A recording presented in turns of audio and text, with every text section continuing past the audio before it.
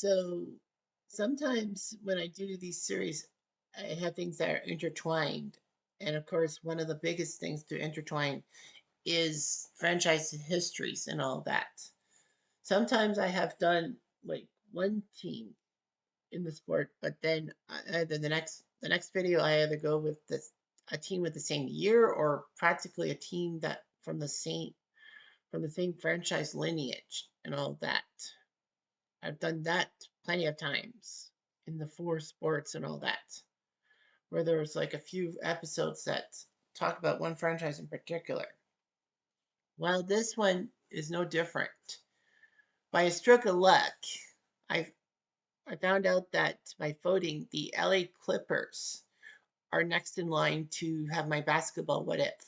And of course, last time I talked about the Buffalo Braves, who are part of the LA Clippers lineage. So practically, we'll talk about the LA Clippers and all that. And are they the most cursed franchise in the NBA? Mike Samba says they are, and I tend to agree. But we're talking about a Clippers team that should have done well in the grand scheme of things. Let's talk about the 2015 LA Clippers. We're playing basketball sims. We're playing basketball sims. He's playing what if NBA? Cutter's doing what if NBA? Yeah. Oh, all the teams around the world got to know that the Raptors are number one. But what about the Bulls, Wizards, and Pistons? They all have great what ifs. What is stories about old teams like the Kansas City Kings and maybe even the Minneapolis Lakers.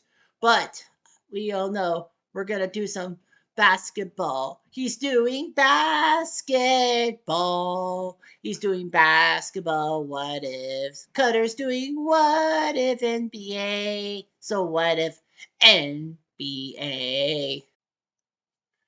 So the LA Clippers started off life as the Buffalo Braves. You'd be thinking yourself, how the heck could a basketball team be in Buffalo? Well, by stroke of luck, they were. Basketball wanted to expand in 1970 to three more franchises. So they gave Portland, Cleveland, and Buffalo all franchises and all that.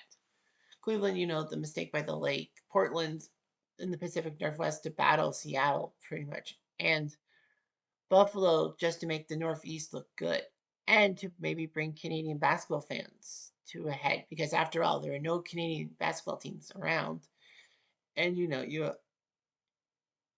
have like Canadian basketball fans that have to figure out who they cheer for, maybe because of a border or maybe because of loyalty. There were very few Canadians in the NBA in the 70s. So Buffalo got their team and it was pretty decent. Unfortunately, the Buffalo Braves were victimized by a bad arena deal. The Buffalo Auditorium had first choice to the Buffalo Sabres and then the Buffalo Braves, right? Wrongo. The Buffalo Braves had third choice at dates. The second choice went to Kansas as the Buffalo-based university had second choice of the dates at the odd. So the Buffalo Braves were stuck in a rut. They actually had to play 16 games in a 5-year span at Maple Leaf Gardens in Toronto because of the whole thing with the Buffalo Auditorium. So Buffalo looked bad. Buffalo was really jinxed with the fact that, they had players like Bob McAdoo, Moses Malone, Gar Hurd, and a few other players, and they had to dump them off because of financial problems and all that. I talked about the 1975 Buffalo Braves being the closest to them being playoff superstars. Anyway, with Bob McAdoo and Gar Hurd and Ernie DiGregorio. Of course, the Buffalo owner and the Boston owner swapped franchises. So John Brown got his dream of owning the Celtics, and the Celtics owner decided to move Buffalo elsewhere. Where? To San Diego. San Diego having a decent ABA team and all that, but San Diego wanted an NBA team. And in, I believe, their second season in San Diego, they actually ended up being part of the NBA on CBS's major broadcast of the Clippers versus the Lakers because Magic Johnson was making his NBA debut. And in that late night classic, the Lakers won in overtime, won in the last few seconds on a Kareem Abdul-Jabbar skyhook. San Diego had a decent center by the name of Swen Nader, who was part of the UCLA pipeline of the 70s. Also part of that pipeline was Bill Walton, who joined San Diego for a little bit, but unfortunately injuries would be consistent and he went to Boston. But the Clippers were hemorrhaging money in San Diego, and then this guy by the name of Donald Sterling decided to buy the team and move it to LA to compete with LA directly and to put it into the LA Sports Arena where the LA Kings used to be. Yes, everyone knows about Donald Sterling and all that garbage and all that. But practically, he brought the team to Los Angeles to compete with the Lakers, and it didn't work out. The Clippers just stumbled all over themselves. They got Danny Manning, number one pick, which wasn't bad. I mean, Manning was a decent player, but the Clippers didn't use him correctly. There were a few years that the Clippers actually were better than the Lakers in the standings in the 90s, but only a few. And then practically the Clippers went into obscurity by the late 90s, picking like Michael Alva Candy with the number one pick. Are you crazy? Him? Making draft mistakes, trading away players before they blossomed well. The Clippers were in deep, deep trouble. And it looked like they might have moved or they're basically the laughing stocks. But then a massive veto trade actually helped them out. The New Orleans Hornets wanted to trade Chris Paul to the Lakers in a big move. But the NBA owners were not too pleased with everything and figured that they were going to make the Lakers a super team. So they vetoed the trade. The Clippers came through with a trade offer, and New Orleans, owned by the NBA in a sense, decided, sure, we'll let CP3 play for the Clippers. I mean, the Lakers were good without Chris Paul. So anyway, they got Chris Paul, and the Clippers have been good. But unfortunately for the Clippers have been super cursed and all that. I'll have to watch the Make Cursamba video again. But like, yeah, the Clippers are cursed. They've only been to what, one Western final? Conference final in their history. Pathetic. But we're going to take a look at the 2015 team because I think that was one of the best teams to not make the conference finals. So the 2015 LA Clippers was the 45th season of the franchise, their 37th season in Southern California, and their 31st season in Los Angeles, because San Diego was in Southern California. Steve BALLMER became the new majority owner of the Clippers, and the team actually won 56 games, clinching the third seed. There was a huge win over the Spurs in the playoffs. I mean, the Spurs were the defending NBA champs, and they fell to the LA Clippers in the first round. That's amazing. Unfortunately, the Clippers fell flat and blew a 3-1 series lead to the Houston Rockets. I mean, when you blow a 3-1 series lead, you know that's bad news. They only had one draft pick, and that was CJ Wilcox. Steve Ballmer purchases the purchase of the Clippers franchise from the Sterling family for $2 billion. Key thing here is how he bought from the Sterling family. Well, Donald Sterling brought the team to LA, but unfortunately, Donald Sterling practiced some stuff that was terrible. He basically was upset with his girlfriend bringing those players to Clipper games, like Magic Johnson, and Donald Sterling was upset. And of course, his conversation with his girlfriend actually went viral. It's one thing to say, "Oh, Magic can't come because he's a Laker icon and you're in the house of the Clippers," but the fact of the matter is, he alluded it to by race and all that. Practically, that you know, he was making some very terrible statements. Adam Silver heard it. The players were upset by him. Adam Silver, in a dramatic press conference in New York City, basically told the camera, I am suspending Donald Sterling for life from the NBA. Steve Ballmer, thank goodness, decided to have faith in the Clippers and all that. And he's been courtside. He's been like cheering on this team. He's been a good boy. Right. Anyway, so the 2014-15 Clippers had Matt Barnes from UCLA, Jamal Crawford from Pacers icon from Michigan, Glenn Big Baby Davis from LSU, former Celtic, Blake Griffin, who the Clippers got at number 1, I think, 1 year, and he wasn't a flop. He was basically the best guy the Clippers had for a while. Jordan Hamilton, Spencer Haas, Lester Hudson, Dante Jones, DeAndre Jordan, a good center from Texas A&M, Chris Paul, who they picked up years prior from Wake Forest, well, from the Hornets, JJ Redick, who was a Duke icon, Austin Rivers, Doc Rivers' son, Hito Turkoglu, former King and Raptor, Ekpe Udo, and CJ Wilcox. Jordan Farmer actually became the 24th player to play for both the Lakers and the Clippers. He was later waived after playing in 36 games. He could have been a good presence.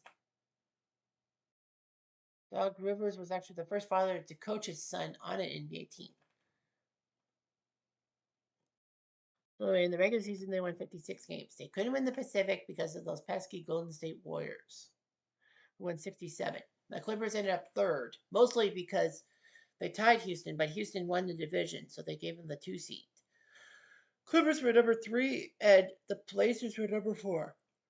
Well, actually, they said that the 3 division winners had to be top 4, which was not a bad idea.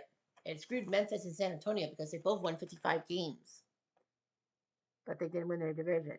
It would have been Clippers Blazers in the first round.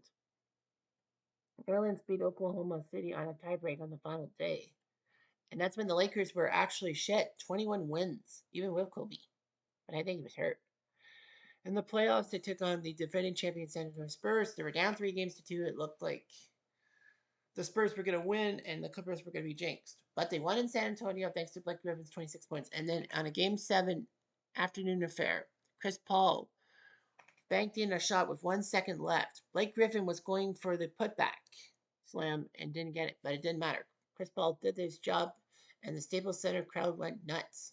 Then they went to the conference semis, faced Houston, were up 3 games to 1. All they needed to do was sit back and relax, and they would be going to the conference finals against the Golden State Warriors. But somehow, in some way, they couldn't do it, losing by double digits every freaking time.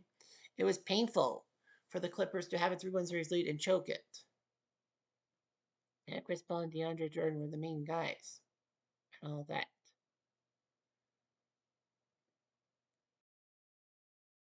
So anyway, they had some moves. The Clippers on January 15, 2015 had a 3-team deal with Boston and Phoenix. Austin Rivers was sent from Boston to the Clippers. Chris Douglas Roberts from the Clippers to the Celtics.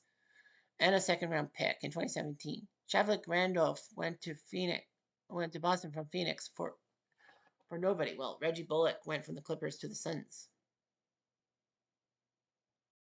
They had Jordan Farmer, but they waived him. They had Nate Robinson for a while, too. But his contract expired and all that. Jordan Farmer went to Turkey. They lost Danny Granger to Miami. They lost Nate Robinson to New Orleans. After all that. Yeah, Nate Robinson could have been a big help. But anyway, it didn't matter. But what would have happened if the Clippers had not blown that 3-1 series lead and got to the NBA semifinals against those Golden State Warriors? Let's find out. So it's as simple as this. The Clippers would face the Warriors in the playoffs in the Final Four. Winner would face Cleveland in the NBA Finals. See what happens. Game 1 sees the Clippers get their butts handed to them thanks to a 30-9 loss in the first quarter, 115-73. Blake with 12 points, DeAndre with 11, Chris Paul with 9, Barnes with 9, Redick with 3. Pathetic. Off the bench, Jamal Crawford, 10 points in 18 minutes. Austin Rivers scored 5 points in 13 minutes. Glenn Big Baby Davis, Spencer Haas, Hito Turkoglu, Ekpe Udoh, Reggie Bullock, Jordan Farmer. They have Farmer. Farmer. 8 points in 3 minutes. Dude should be playing more. Dante Jones and Jordan Hamilton. Yeah, it's weird how the Clippers had 3 guys named Jordan. 2 with that being the first name and 1 being the last name. Stephen Curry at 24, Klay Thompson 21, Draymond Green 12, Harrison Barnes 15, Bogut 5. My favorite Golden State Warrior of all time, Andre Iguodala, 30 points off the bench, 30 minutes off the bench, 8 points. Sean Livingston, Festus Ezeli, Leandro Barbosa, former Raptor and Sun, David Lee, Marquise Bright, Brandon Rush, former Bobcat, James Michael McAdoo, Ogden Kuzmic, and Justin Holiday. Game 2 sees the Clippers do a little bit better in the first quarter, but still lose. Klay Thompson, 24 points, 9 rebounds. Blake put up 20. Paul put up 17.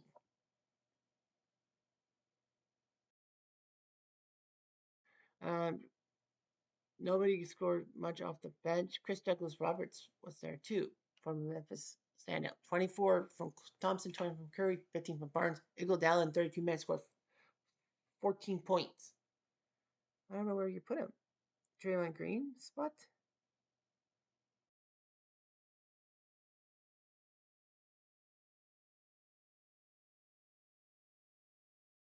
Living in Spirits, Leandro Barbosa, Brandon Rush.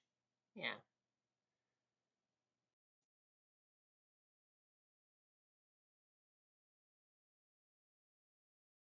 Game 3 in Clippertown. And it would be the Clippers losing 118-102 as Klay Thompson went off again, 29 points. Curry, 28 points himself. Yeah, Iguodala practically coming in for Bogut and Barnes for minutes. 13 points in 34 minutes. Sean Livingston scored 14. J.D. Wallace. Yeah. The Clippers, 22 from Blake Griffin. J.J. Redick, 19. DeAndre Jordan, 16. Chris Paul, 12. Jamal Crawford, 12 points in 18 minutes. Jared Cunningham is there, too.